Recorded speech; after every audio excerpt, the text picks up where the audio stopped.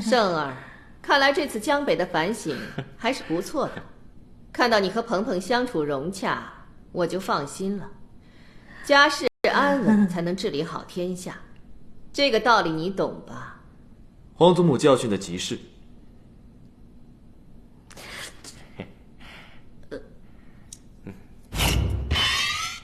来，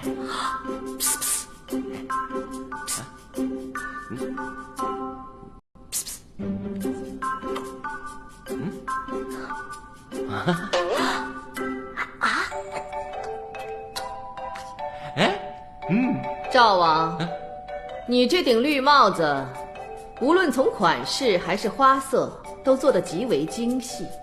这是宫里哪位能工巧匠做的呀？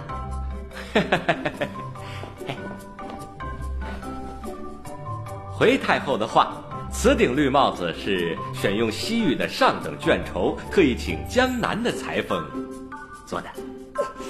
不错，回头让这位裁缝给你三弟也做一顶。好的。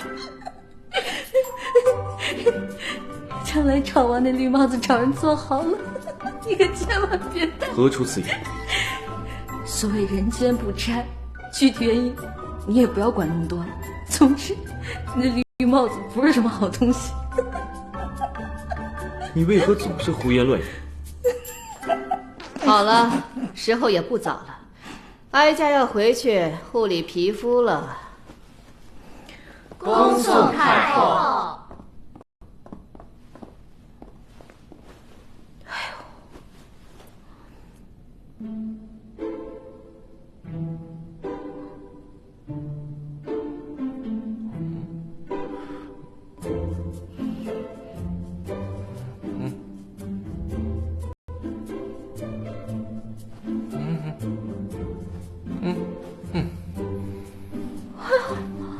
光天化日，朗朗乾坤，你们这对狗男女在做什么呢？你们就是这样欺负赵王的吗？哎呀，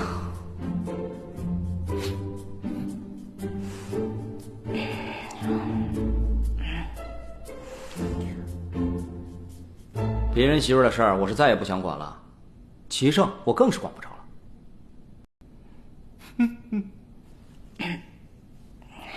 九王驾到！